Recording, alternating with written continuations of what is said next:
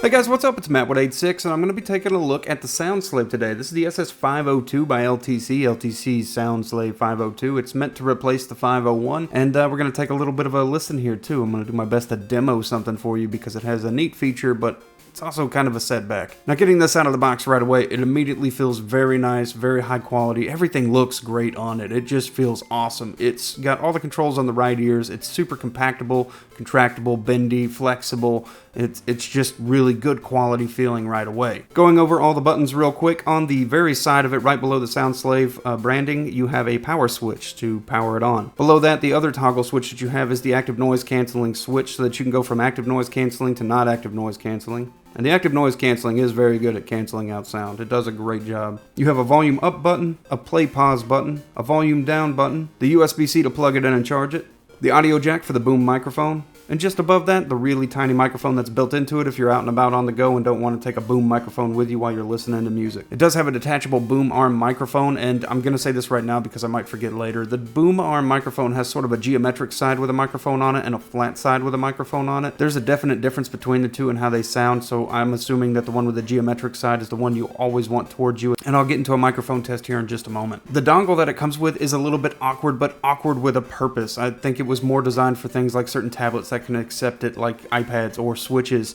so you can plug it into the bottom of a switch and be able to be wireless. But in order to plug it into a PC, there's an adapter that's included that goes to USB Type A from Type C. You'll plug it into that and it'll just kind of hang awkwardly there.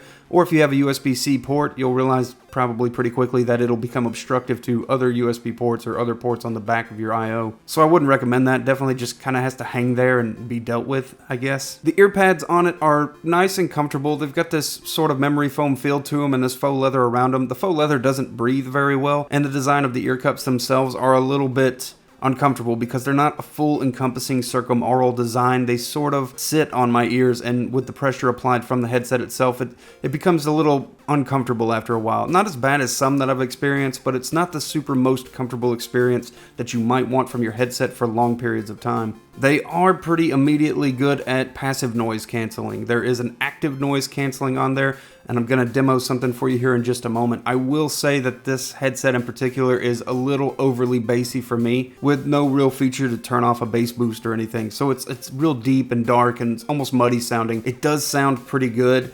There's just moments where I'm missing more of the mids and the highs that I would have liked to have had. Something a little more of a better experience for me. If you like really bassy things though, well, this headset is super bassy. Anyways, let's listen to the active noise canceling on and off. And what I'm going to do is my super scientific test of using a shotgun microphone on top of a camera, where I turn the volume gain down way low on the shotgun microphone, and I'm going to put it on there with active noise canceling off and active noise canceling on, and you can kind of get a difference. Now, keeping in mind, I'm recording this from a headset onto a microphone that you're playing back over your speakers. You're not going to get the best feel for how they sound, but you should get an idea for the difference in the sound between active noise canceling on and off.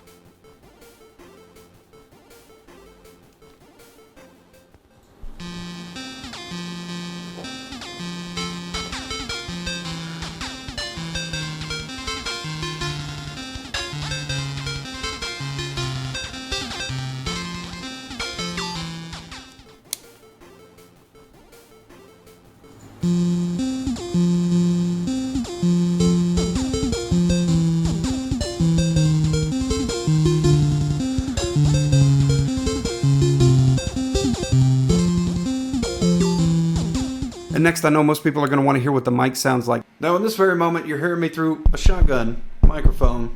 I should probably not tab it while I'm saying what it is. It's not going to be picking up super well. I actually have its gain turned way down because I was doing a little speaker test for it so you could hear the difference between the active noise canceling on and off. But in just a moment, when you see this go on my head, you'll be hearing me through the microphone that's on that headset. Alright, now you're hearing me through the microphone. I don't know how this is going to sound. That might have made a lot of noise, sorry. I figured I would try a few different locations of it. This is a little bit further away from the mouth. It's a little bit hard to see there. Maybe on the red shirt a little bit easier.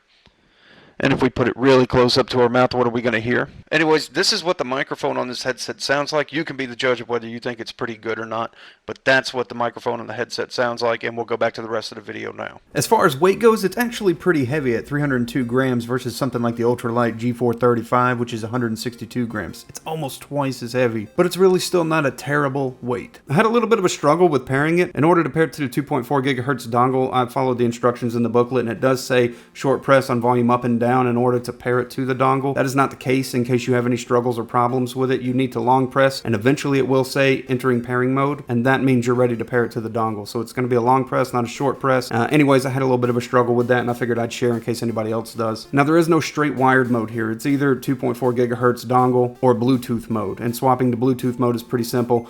You'll have a blue flashing light when you swap to Bluetooth mode, and it's an orange flashing light when you swap to 2.4 gigahertz mode. Once it's locked in, that light will turn solid for either, so Bluetooth will be a solid blue, 2.4 gigahertz will be a solid orange, and then you're set and good to go. But there's no wired mode here. As far as battery life goes, I have no complaints of it right now. It seems to be pretty good. I can do an all-night session of playing and using it with no issues of it dying. Anyways, guys, I hope that was somewhat helpful and useful to you. I'll see you guys in the next video. I hope you have a great day, night, whatever it is.